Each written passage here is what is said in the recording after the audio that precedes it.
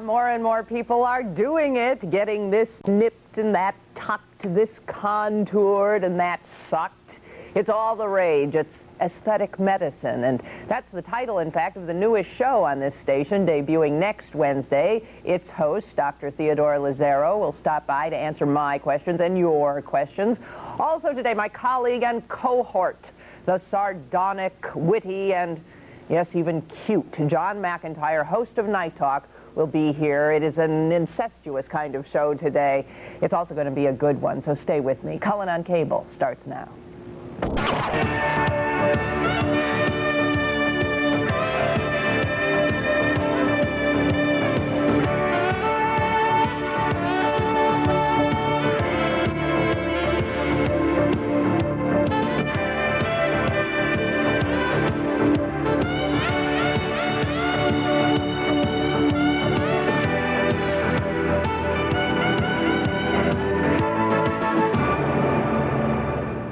My mic was on?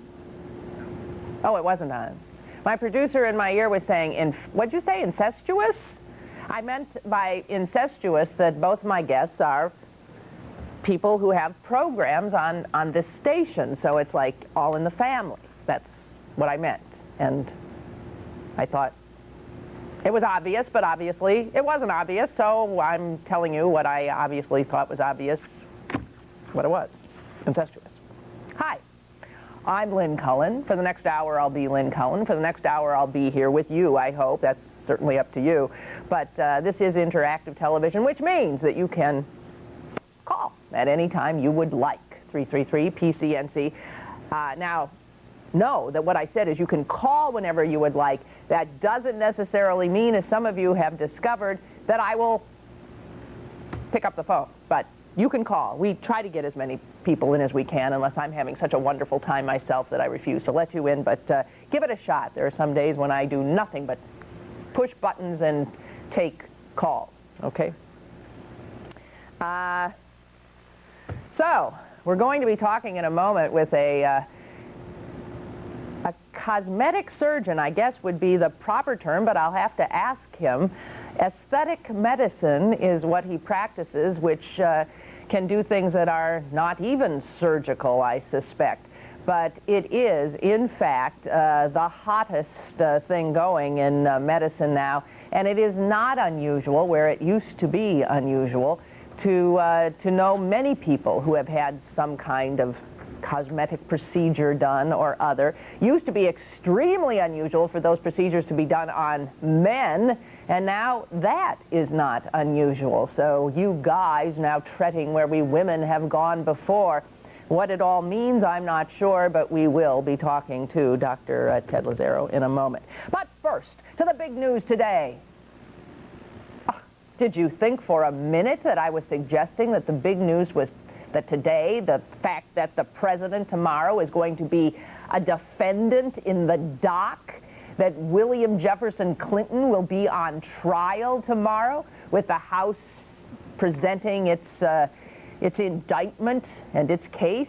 No, come on, get with it. Where's your perspective? I mean, Michael Jordan, for my gosh, I think in 2 hours, in 2 hours, Michael Jordan is going to say he's not going to do it anymore, and got to get things, you know, let's get our ducks in a row. The heck with the president, the heck with impeachment. Michael Jordan's leaving. That brings us to what we call back talk. Come this way. This is Today on the Today Show. It sort of caught my eye.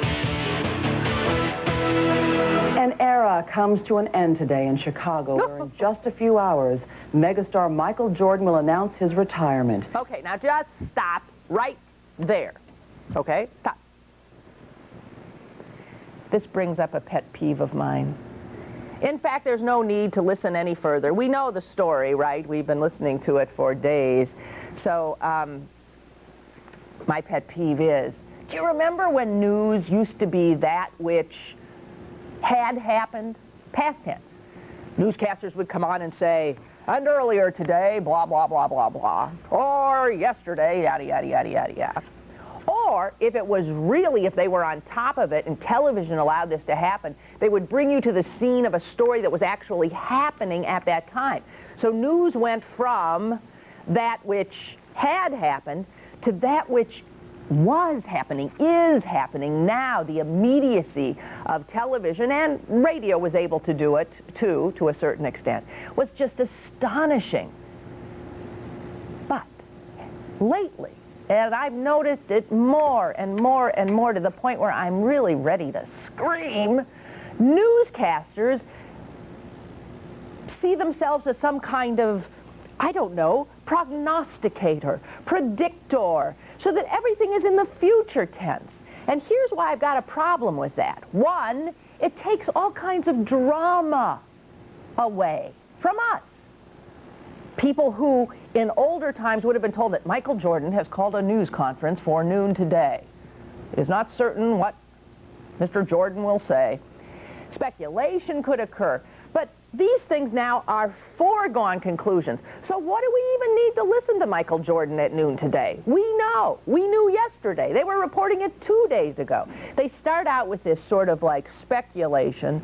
Then they make pretty hard predictions. Then they go to the heavy-duty prognostications, the foretellings. They tell us what's going to happen, then they tell us it is happening, then they retell us what happened, and then is it any wonder we all sort of start to tune out? We get sick of it. What is wrong with things happening in real time? Why do we live this fast-paced life, and yet we have to know 3 days in advance that Michael Jordan will today? We always know ahead. That's what the news does now. Note it. Start noticing it. It's always what will happen. That's not what news should do. Let them wait until it does happen so they can really report on it instead of this. Why don't we just have newscasters set up with like balls, glass balls in front of them, and they can wear, you know, big hoop earrings and scarves around their head, and they can look like gypsy fortune tellers, and they can read tarot cards or tea leaves or disemboweled chickens. What is the point? Anyway, it annoys the heck. One of my peeves, That's why we call it back talk. Kevin, hello. Yes, hello. Hello. Hi. I'm one of your biggest fans. But? What do you mean, but? Oh, I thought that sounds like there's a but coming. Well, yeah. Yeah, it's very well, of course there was. I mean, of course. But why? I don't understand why. The opening of your show has to have these, sexual innuendos and connotations. You must have some problems with your sexuality or something. What sexual innuendo? Well, I mean incestuous, and I mean Michael is not going to do it anymore. I mean, what is this? You dirty-minded person. Me? Michael's not going to do it anymore. I didn't. I mean, when nothing else works, I guess you guys have to just rely on shock TV or something. I mean, what is it with you? I don't know. Well, we're having a plastic surgeon on in the next segment. Maybe tomorrow we'll get a psychiatrist, okay? A psychiatrist? Yes, and we'll ask what's wrong with me. That's what I think. That might be a good. Okay, you think we could take care of it in just a segment or two? I doubt it, but perhaps. Oh no, in New York, no. And I think you're probably looking in your case that you're probably going to need mega treatments. You're probably going to need. Hey, by the way, do you even have any insurance there? Don't worry about my insurance. If I need a shrink, I'll get a shrink. Not to worry. Goodbye, Kevin. Goodbye. Well, he certainly had fun with that. Lisa, hello. Hi, Lynn. You get some interesting callers. I love it. You were talking about this foretelling of the news. Yeah. There's one thing that really bothers me in relation to the weather. Like the snowstorm we've had in the last week or two. Yeah. Where the newscast will come on and they'll say, it's going to be 12 inches of snow, and that kind of just annoys me because it puts fear into people that they shouldn't go outside, and it makes them afraid to drive.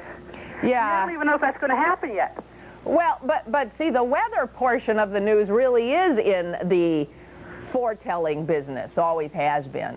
So they do have to make predictions. We do, and they're right sometimes and they're wrong sometimes. I'll agree with you in as much as often the way weather is presented, there's a sort of panicked, anxious, you know, batten down the hatches, run out to the food store and scarf up all the milk and toilet paper for some reason. You know, that kind of thing, and I agree with you. As for people driving, people can't drive in this stuff if you got in that gridlock the other night. But thanks for your call. Even Matt Lauer said about, when talking to Bob Costas about Michael Jordan, he said, you know, I'm a big fan of his, but we're covering this like it's the crash of the Hindenburg. I mean, all that's missing is the sobbing announcer. Oh, the humanity, the humanity. And it's true. It's odd, especially less than 24 hours before the trial of the sitting president of the United States of America. Well, no need. Michael Jordan's, he's leaving. To heck with it. He might even come back because he's left before, as you know. Big deal. I'll be back. Find out about nips and tucks and all that stuff. Aesthetic medicine.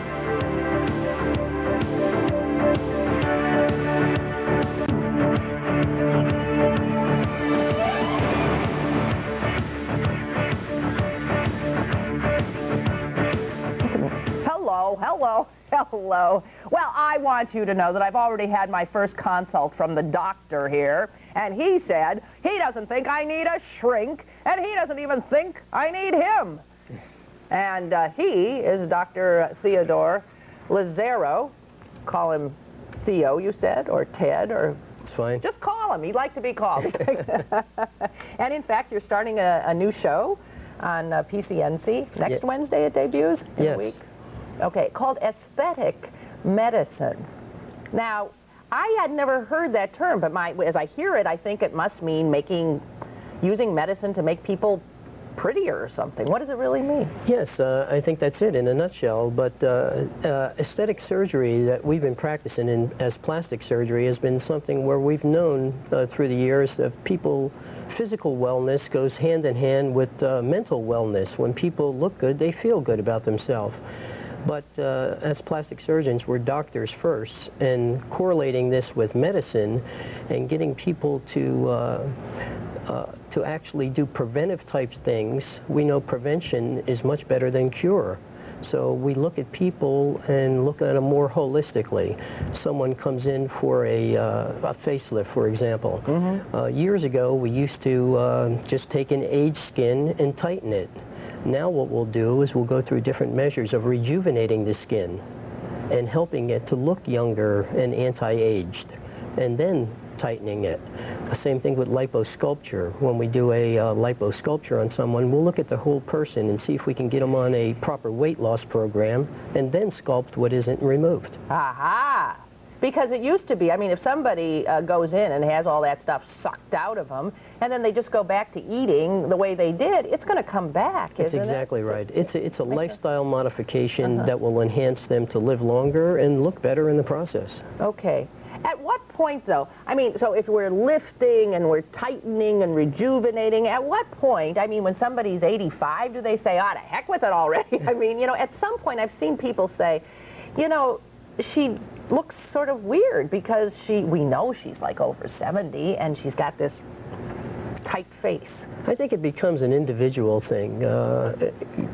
10 years ago, probably the average age that I saw people to do a facelift would be about 60, 59, 60 years old. It's dropping, isn't it? Now it's about 49.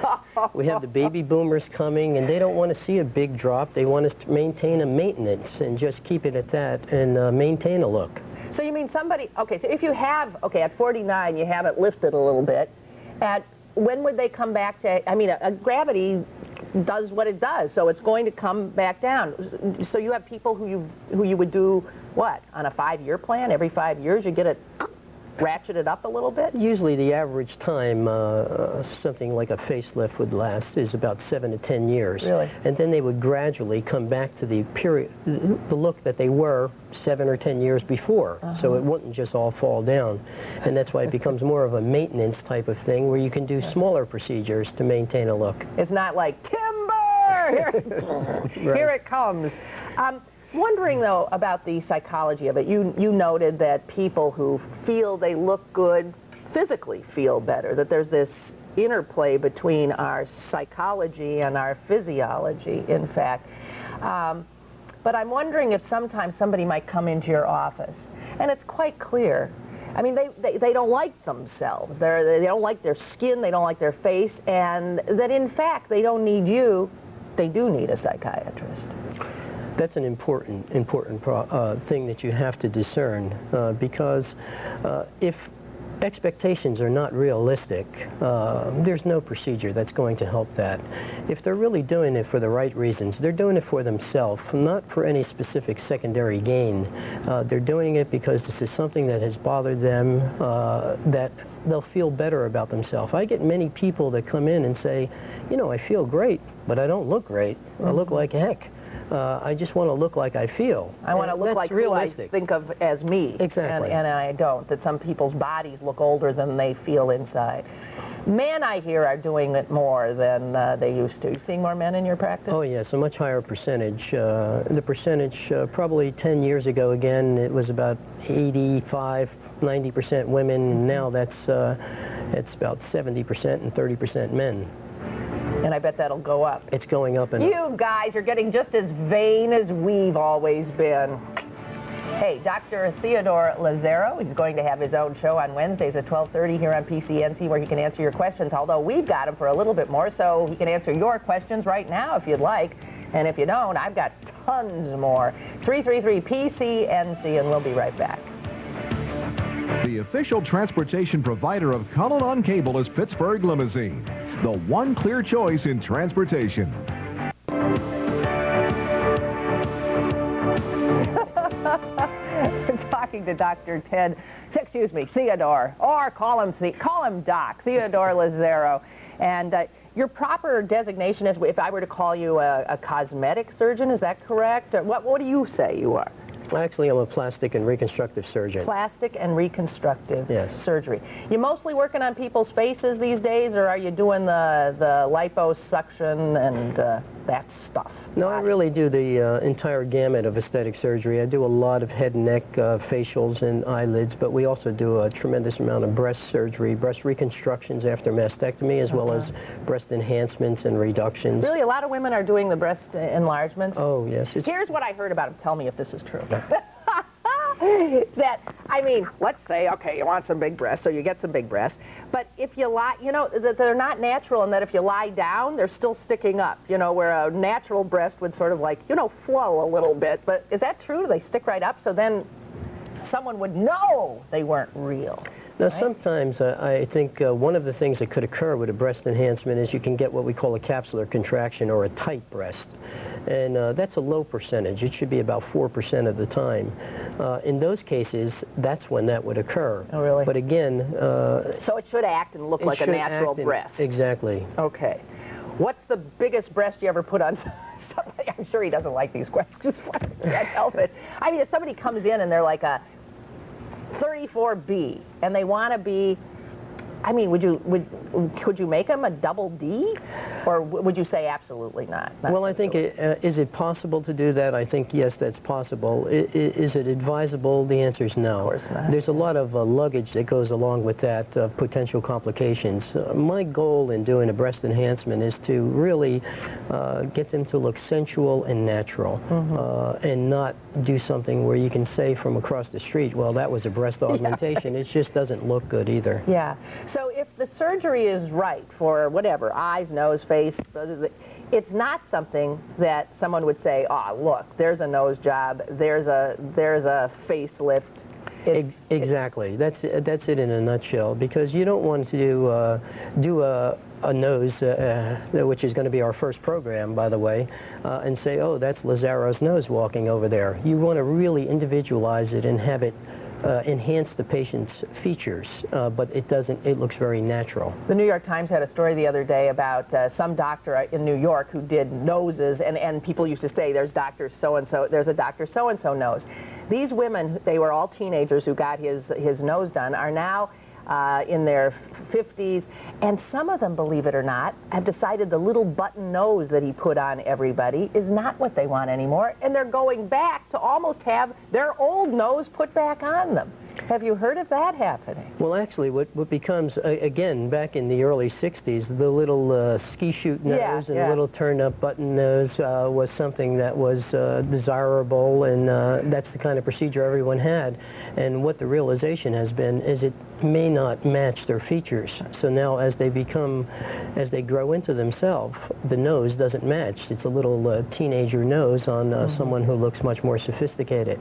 So now we're trying to do that and match it to their features, not only for now, but even as they age. I've heard that liposuction has gotten a little less, it always looked like such a violent procedure to me. I remember seeing, you know, yes, make an incision, stick this tube in, and then you go like this, and fat comes flying out. I've heard that somehow it's a little, and you're really bruised afterwards. If somebody has their thighs done, you look like a truck ran over you for a while. Has it gotten a little easier? Actually, much better. Bruising is very actually unusual now. Really? We do something called a tumescent technique, and the tumescent technique is where you put fluid into the area that you're going to sculpt. And that really decreases the amount of bruising you get, to the point that when you take off the dressings at 6 days, you don't see any bruising. And you see about probably 80 to 90% of the final result right at 6 days. This is really the difference between something of what we used to call liposuction and liposculpting. It's not the semantics. It really becomes a sculpting procedure, and on the table you can actually see the lines that you want to attain. And it's much, much less harsh on the patient. What's the more, is having fat from your stomach, I've heard that that can be painful afterwards. Is that? Having it removed? Yeah. Well, there's two types of procedures that you think about when you're doing the stomach. A tuck and a... Exactly. And a lot of that depends on the skin elasticity. When you do a liposculpting, you want the skin to contract so you can get the contours you want. The only difference in the stomach is oftentimes people have had multiple pregnancies, and it's like a rubber band that has been stretched a number of times. It won't come back to its original, so you might have to do the liposculpting but then take some skin out too, so you can get a flatter tummy. Wow. I mean, you could look like Jacqueline Smith, who's going to be my guest, by the way, tomorrow. This is Sharon. Sharon, talk to Dr. Lazaro. Sharon? Hello? Yes. Go ahead. Hi. Hi. Okay, what's the difference between the CO2 laser and the erbium laser for wrinkles?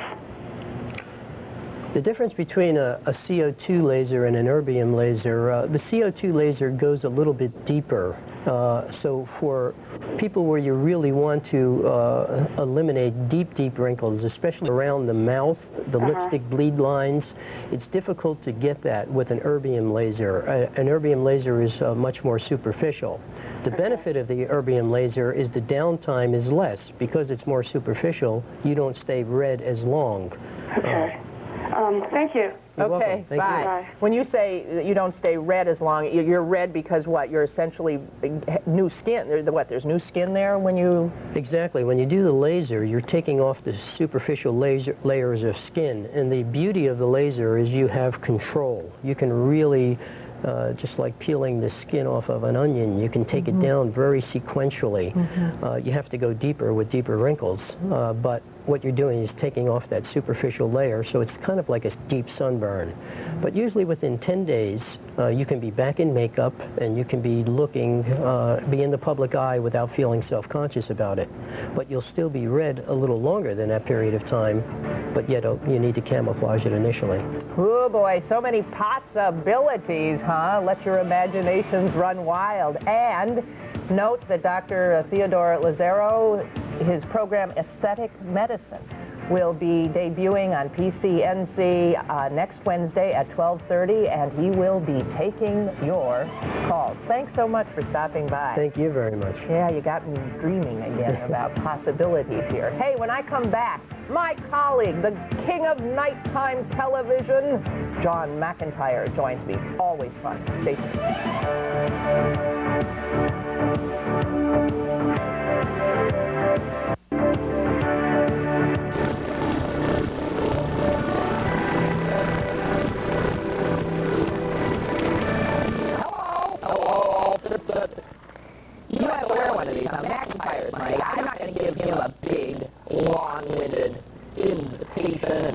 abduction and all that I had kind no of idea you put so much news out on your program the first thing in the morning. First, I find out that Michael Jordan has decided to become celibate. When did I say and that? then you're getting your breasts enlarged. Now, just both of these celebrity tidbits are huge. See, this is what... It's going to make the AP wire this afternoon. Yeah, that's what you got from... When did I say... Were you picking up on what that caller No, I said? thought the guy was an idiot. I think he should... No, I think he was... Don't you think he was kidding? I think he was serious. No. When you said Michael Jordan wasn't going to do it anymore, I think he thought that was an attempt at sexual innuendo, and he was offended. And I think he should find a magazine, go behind some closed doors, and get it over with. Gee, I thought it was tongue-in-cheek, so you see we all maybe you're have right. a difference of opinion there. But you understood my incestuous line, didn't you? Yes, I did, because well, the doc with the new show on PCNC and myself, in fact, you're on my program, you were a couple of weeks ago, and you are on a week from Friday in an exciting free-for-all with Sophie Maslow and Ruth Ann Baker. Imagine in one room, Ruth Ann Baker, Lynn Cullen, and Sophie Maslow. Think of those three voices. I'm serious. All women who are known Wait a minute, I didn't think of that. Think of that. All women who are known for their voices. Who are known for their sort of, in the view of some, depending on your point of view and how you hear, irritating Everybody voices. hates, there's somebody, Ruth Ann sounds like a teenage chipmunk, right? Yeah, a little girl. And Sophie, sandpaper, fingernails on the blackboard. Yeah, and then I've really never understood what the problem is with mine. Well, you don't, sometimes I can pick up your Wisconsin accent sometimes. Hey, I mean, geez. Hey, by the way, here's another news tidbit, speaking of that. Oh. Hey. Frances McDormand, you know, she's the one who did Fargo. Oh, yeah. Yeah, you betcha. Well, she's in town. Is she really? Yeah. Are you going to have her on your show? No, I don't know where to find her, but she's making a movie. How do you know she's in town if you don't know where to find her? Hey, I read the paper, don't you? Oh, no. I just listen to Lynn Cullen. I find out whose breasts are being enlarged. I didn't listen. I mean, I don't think he liked those questions about, but have you ever, well, how's he going to host a show on and by the way, I think it'll be a real fascinating show, and suck up to the boss. Okay. But how is he going to host a show like that if he's embarrassed about breast enlargement Did you questions? think he was? No, you thought he was. Oh, okay. Well, see, I couldn't really tell for sure. We have a different perception. You thought, I thought, he thought, I thought Kevin, that caller, you didn't know. But anyway, whatever. I've decided to run for president, by the way. Good for you. I am, yes. And what brought this on? I'm going to run for president. I don't know. It just seems like that everybody in the country who is worthless and has many skeletons in their closet is running for president, and why not me? And I'm going to reveal a skeleton every week and then spend the next 6 days apologizing for it. I love it. And then the following Monday there'll be another skeleton. What a great idea. So you're really going to come clean, huh? Absolutely. When's your first skeleton going to be up? This Monday, as a matter of fact. In fact, why not just reveal it on this show right now? I stole a bag of Doritos when I was 9 years old at the Rudy's Thrifty Mart in Kankakee, Illinois. And I've never reimbursed them for it, and I'm really sorry. I'm sorry. Do you think they're still in business? Actually, no. When Did that help drive them out? I have visited, and it's now like Fred's Thrifty Mart or something. I don't know what happened to Rudy. So there's no way to make good to Apparently not. But if you really care... I don't even know if there was a Rudy originally, but go ahead if I really care. It was Doritos? Doritos. Just a little bag, not a huge, like, just a little snack just one bag. Of those, yeah. You didn't have the money, or you just didn't want to... I was just, I was possessed suddenly. Mm-hmm. I'm also, by the way, I'm very pro-intern.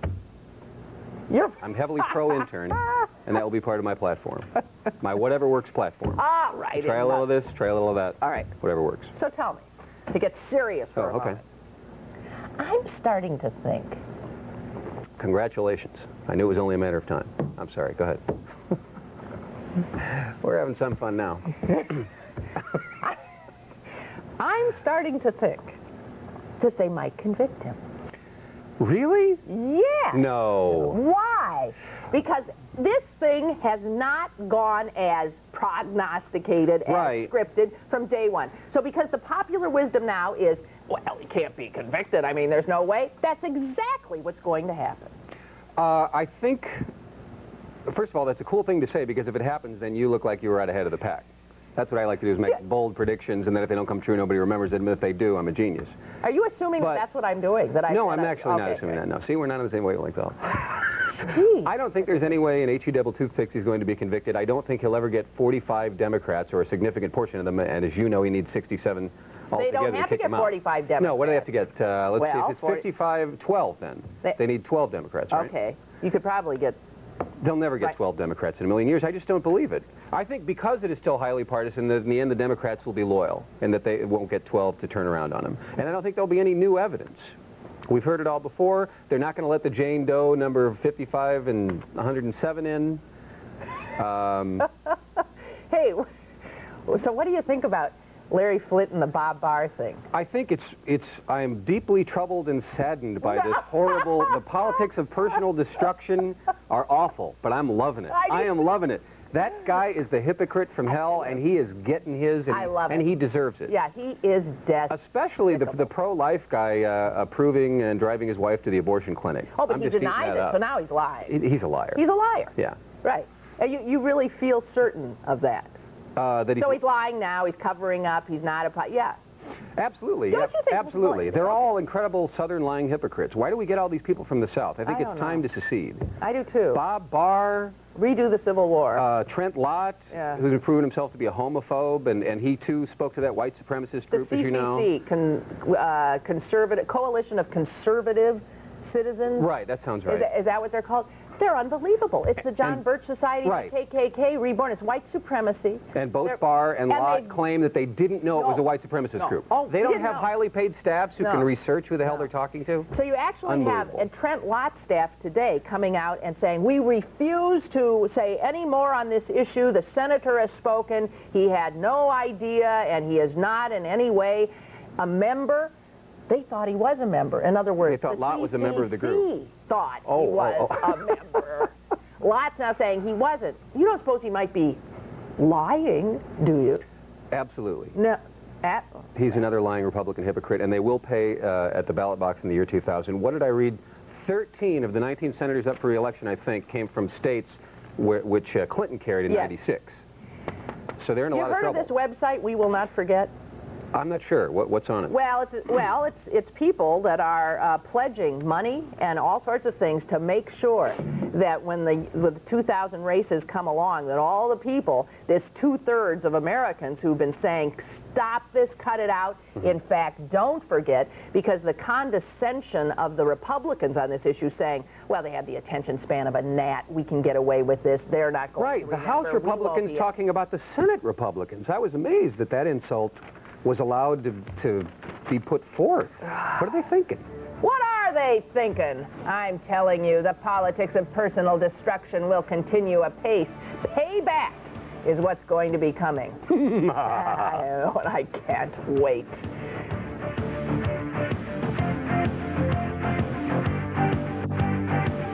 Kevin. John, what? I was just taking my mic up because I can hear that. Maybe I'm No. My mic's on. Really? John, yours probably is too, so. All right. John McIntire.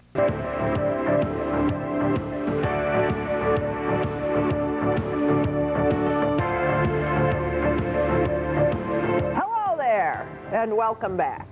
John McIntire is my guest, the host of PCNC's highly acclaimed program, Night Talk with John McIntire. Is that the correct title, or is it not with John? Yes, it actually is with John McIntire. That's right. Did it start out that way, or it did? Matter of fact, they were going to call it like, you know, McIntyre's Moo Moo or something. But then Scott Jonesy Jones, the executive producer of the program, decided nobody would have any idea who the hell I am. So why would they watch McIntyre's Moo Moo? Where did you come from? I came originally from Kankakee, Illinois. We understand where you ripped off the Doritos from Rudy's. 50 miles south of Chicago. Yeah, but I mean, where did you come from when you came to here? I was working in Tulsa, Oklahoma as a morning news guy. And as you know, as I told you before, I've danced around the country doing local news in various places: Providence, Rhode Island, Orlando, Florida, Cedar Rapids, Iowa, and Bismarck, North Dakota. Hey, well, that's why you know how to do that. All right. Oh, yeah, you betcha. I bet it's cold there today. Plus, my news director in Tulsa was from South Dakota, so I had a refresher course. So do you prefer doing, being unleashed? I really do. It's amazing. And, you've been unleashed for what? I don't know, a couple of decades now, I would assume. Yeah. I've only been unleashed for 2.5 years. And fun, huh? It's a heck of a lot of fun, yeah. Much more fun than being a newsman. Yeah, than being a newsman and being allowed to have absolutely no personality. Yeah. And you can't have any opinions either. Of course, you develop them covering the news. Yes, One would assume, but you can't reveal them. Well, do you share my gripe about the news now talking always about what's going to... I mean, by the time it happens, it's always anticlimactic. You didn't hear my rant at the Yes, I did. Yes, I did hear that. It bugs me. Just tell us what happened or what is happening. Stop with all this. What is the point? I mean, by the time no one ever is able to make an announcement. You're never surprised anymore. But don't you want to know as soon as you possibly can the news? I want to know. First. You always have to be first. The quickest is best. Right. It's nonsense. It's not... Well, if you can't, there's nothing to hype if you don't hype that we're the first and the best and the loudest and the fastest and the coolest and the freshest. How about the most qualitatively correct? People don't watch quality, Lynn. That's true. That's why they're watching this show. That's right. I knew you were going to say Yeah, I know. it was easy. Yeah, really. Kathy, are you there? Yes, I am. Good morning. Hi. Hi, I have a comment. I just read Maureen Dodd's column in the op-ed page of the Post-Gazette. Isn't that a great one? Oh, my gosh, I laughed myself silly. Well, I'd like you to make some comments. I hope you have it in front of you. It was. You know, I don't, because it was originally in the New York Sunday Times? It was what in was the it about? Sunday I read Times. it then, but I've forgotten, frankly. Refresh me, because I remember reading it on Sunday. It was absolutely hysterical. I'll just tell you one part. Go ahead. They're talking about what a solemn event this is. Okay. And she says, wrong. No, wait. These many years later, the curtain parts again. And like hello, as Monica would say, what do we see but a grotesque and hilarious sight of a bunch of out-of-touch white guys trying to fathom sex, truth and sex. The same old boys club once again slouching towards C-SPAN to instruct America on the perils of sex in the federal workplace. That's right. Slouching towards C-SPAN.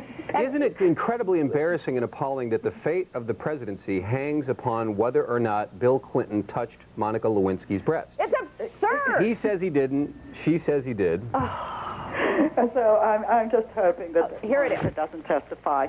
But thank you again. Thank you. Enjoy your show. Thank Bye-bye. you. Is that not just bizarre? If somebody told you 5 years ago, by the way, there's going to be a huge presidential scandal, and if the president touched this intern's breasts, he could be thrown out of office. If not, he might get to hang around for a while. Well, you imagine what historically, how this is going to read? I mean, you're fools, you people who are going, you're his tormentors.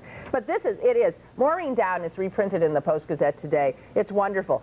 She paints such a great picture of the Republican managers. That's what they're called, Hyde at the head, and they're all, stern-faced, heading over to the Senate. And the notion that Henry Hyde is bipartisan is absurd. By Henry Hyde lumbering, which is probably a perfect word, lumbering across the marbled halls. He is living proof that weebles wobble, but they don't fall down.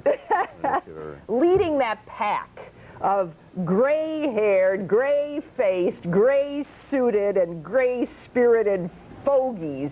And she points out that they looked more like gouty Florida retirees hurrying to get to the early bird buffet. It's hysterical. Well, so there's part of me that's enjoying this because, you see, we're laughing a lot. Right. But it's not funny. Do you think the House managers, well, not the House managers, do you think the Senate will manage to contain the House managers enough to give this trial some air of dignity? No, and I think this nonsense that the Senate is somehow dignified is nonsense, too. I agree. They have postponed the bloody fighting by postponing the vote on whether or not they're witnesses. It's absurd. But they haven't solved anything. No, they are not. They are really not much removed. Maybe the Senate historically has been a body that is made up of more contemplative, thoughtful statesmen. But all of a sudden, they all Robert Byrd stands up and says, "We've got to be statesmen." So what? Like that? All of a sudden, Rick Santorum, who is anything but, is now a statesman. Have you noticed that? Oh, I know you. Who's the guy who somebody else did a column in the New York Times on Sunday that talked about how disgusting it was that Strom Thurmond and William Rehnquist were part of this. Rehnquist, who I did not know previously, was accused of being a racist. He signed a couple of deeds. He had restrictive covenants, exactly. Not allowing people of the Hebrew race. Right. You would not have been able to buy a house near Bill Rehnquist. Oh, no. And, and his house, that was in his vacation home, and then he didn't want anyone non-white buying up his... And Thurmond, who opposed civil rights. And still does. Right. The tang-colored Strom Thurmond. Yeah, that was written by Bob Herbert. Right, there you go. Yeah, Bob Herbert. What do you think of the Supreme Court Chief Justice's it's supposed to make us think that he's so human, and he's got such a whimsical nature. It's just silly. It's stupid. Yeah. He is a racist.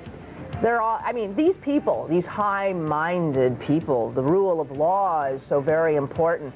They stand in judgment. There's that damn music again. Well, because I have to take a break, and we'll be back. Paul, your call coming up even as we take a break.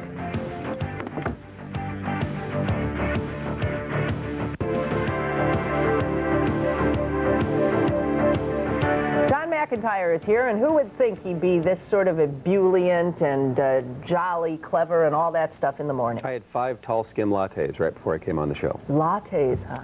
Tall skim lattes. What's a tall skim latte? It's just, steamed milk and espresso. That's it. I don't And the milk is skim, as you might gather from the You're a title. yuppie. I like yuppie things. I'm embarrassed to say. I like some yuppie food. I like some yuppie coffee drinks. Yeah. I liked it. Well, never mind. Go ahead. It's okay. Paul wants to talk to you. Paul, go ahead. You're talking to John McIntire.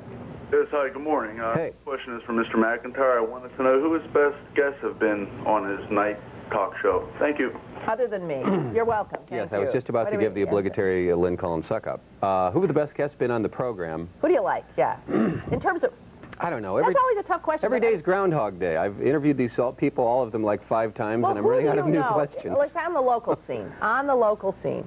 Who do you know that if they're coming on, you got a good show? When I got the tall skim latte this morning, the guy behind the counter said to me, if you have Cyril Wecht in your show one more time, I'm never going to watch you again. And I said, well, do what you have to do. Because I like Cyril. I still enjoy the hell out of him. You had him on yesterday, as a matter of fact. Yeah, but you know what? He's hysterical. I have trouble with him as a guest.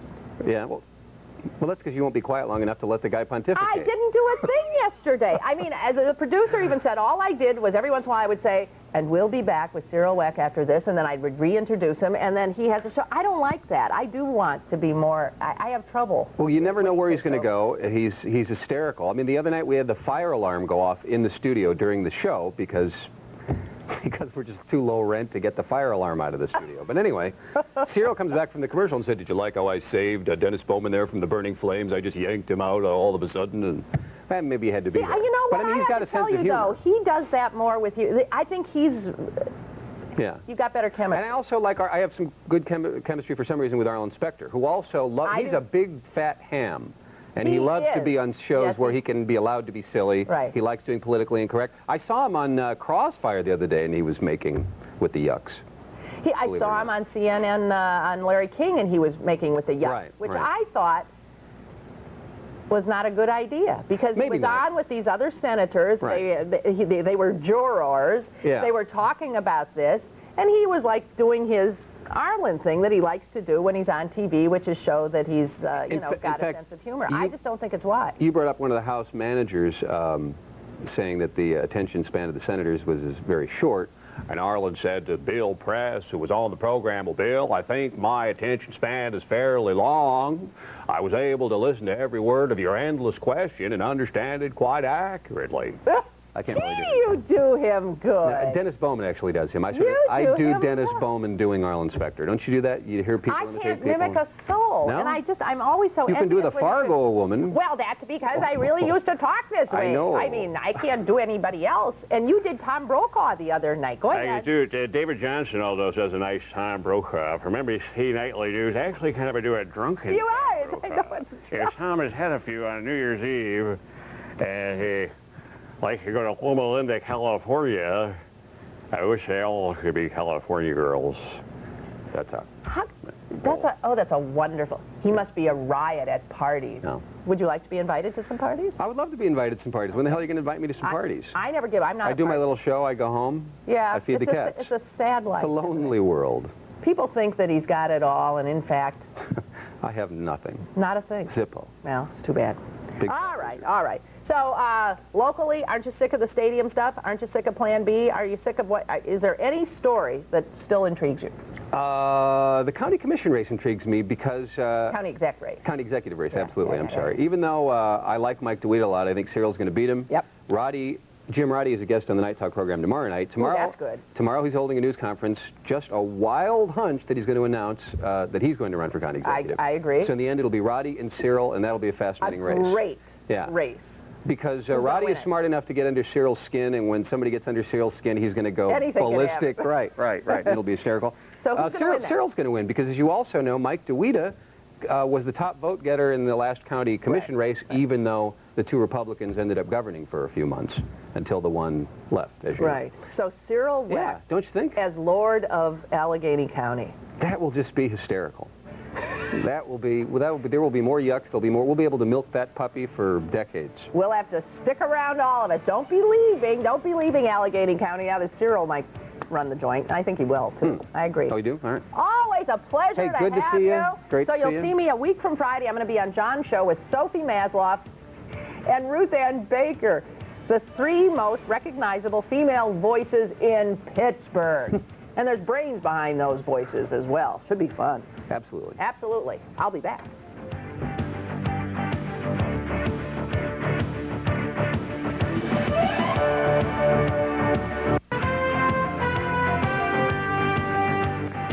excuse me while I was doing my nails. Jacqueline Smith, woo, is going to be my guest via satellite, I suspect, but also Valerie McDonald, City Council of Pittsburgh, also my guest, talking about women in politics. Hope you'll be my guest, too. Have a good day.